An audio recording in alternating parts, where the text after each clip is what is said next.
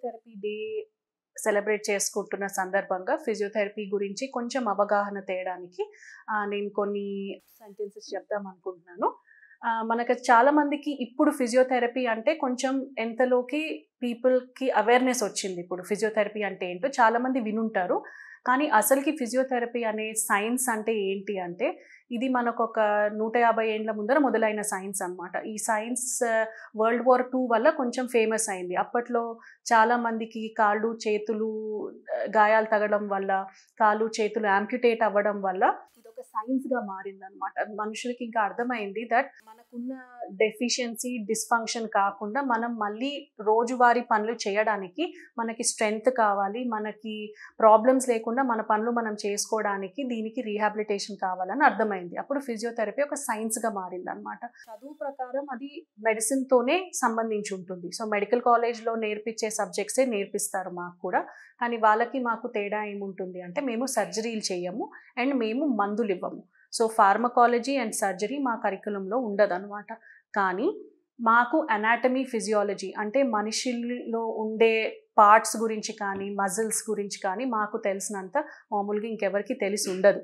So physiotherapy రాంగా అది sports ఫీల్డ్లో కానీ మిగతా ఫీల్డ్స్లో అది పెరుగుదల పొందే కొద్దికి ఇంకా దాని మీద రీసెర్చ్ చేసే కొద్దికి ఈ సైన్స్ అనేది చాలా ఎక్కువ పెరిగింది. పాశ్చాత్య దేశాల్లో మొదలైంది స్పోర్ట్స్ వల్ల కొంచెం ఎక్కువ అవగాహన మొదలైంది అనమాట.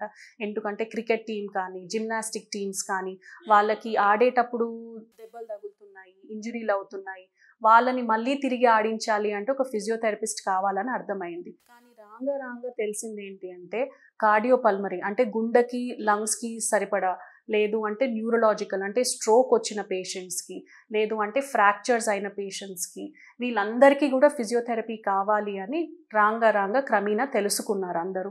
సో ప్రతి హాస్పిటల్లో ఒక ఫిజియోథెరపిస్ట్ కంపల్సరీగా ఉంటారు అండ్ ఫిజియోథెరపీ డిపార్ట్మెంట్ అనేది కంపల్సరీగా ఉంటుంది.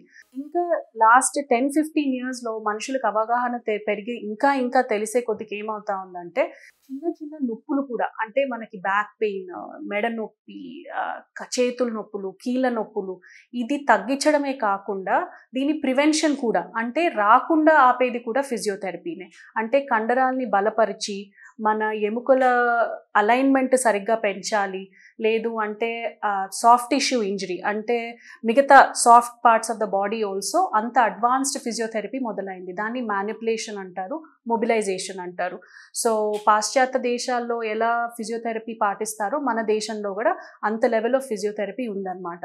కానీ మనకు ఇండియాలో ఒక కౌన్సిల్ లేదు. అన్ఫార్చునేట్లీ మనకు ఫిజియోథెరపీ కౌన్సిల్ అనేది ఇంకా పెండింగ్లో ఉంది. సో మనకు వచ్చేస్తే మనకు కూడా స్టాండర్డ్ ప్రాక్టీస్ అయిపోతుంది. ఎందుకంటే ప్రతి ఒక్కరు ఫిజియోథెరపీ సెంటర్ పెట్టుకొని ఫిజియోథెరపిస్ట్ అని రూల్ లేదు. దానికి ఒక అక్రెడిటేషన్ కావాలి, దానికి ఎక్కడ కాలేజ్కి వెళ్ళారు, ఎంత చదివారు అని ఉంటుంది. సో మీకు తెలుసుకోవాలి అంటే ఒకసారి వాళ్ళ ఎడ్యుకేషన్ క్వాలిఫికేషన్స్ ఎక్కడ చదివారు, ఎంతవరకు ఉంది, వాళ్ళకి లైసెన్స్ ఉందా లేదా కనుక్కుంటే వాళ్ళు క్వాలిఫైడ్ ఫిజియోథెరపిస్ట్ అవుతారు అనమాట. కానీ ఫిజియోథెరపీ అనేది జస్ట్ నొప్పుల కోసం కాదు అని తెలుసుకోవాలి. మోస్ట్ ఇంపార్టెంట్లీ ఫంక్షనల్ రీహాబిలిటేషన్ అంటాం. ఫంక్షనల్ రీహాబిలిటేషన్ అది ఒక 90 ఏళ్ల మనిషికి కూడా ఫిజియోథెరపీ చేయడం అంత ఇంపార్టెంట్. ఎందుకు అంటే నడక సరిగ్గా రావటం లేదు, కింద పడుతున్నారు, లేదు ఫ్రాక్చర్లు అవుతున్నాయి, వాళ్ళకి ఫిజియోథెరపీ చేయాలి. లేదు లేడీస్కి ప్రెగ్నెన్సీ ముందర ప్రెగ్నెన్సీ తర్వాత ఉమెన్స్ హెల్త్ అంటాం, వాళ్ళకి ఫిజియోథెరపీ ఉంది. చిన్న పిల్లలకి నడక లేట్ అవుతా ఉంది, పడిపోతున్నారు, స్టెబిలిటీ లేదు, వాళ్ళకి ఫిజియోథెరపీ ఉంది. సో ఫిజియోథెరపీ అనేది చాలా వాస్ట్ ఫీల్డ్ అనమాట. అండ్ ఎంత అడ్వాన్స్డ్ థెరపీస్ ఉన్నాయి ఇప్పుడు అంటే మనం జస్ట్ పోయి కనుక్కొని, లేకపోతే మీరు వెబ్లో చూసినా, లేకపోతే మీ డాక్టర్ని అడిగినా వాళ్ళు ఎక్స్ప్లెయిన్ చేస్తారు మేము చేసేది ఏముంది.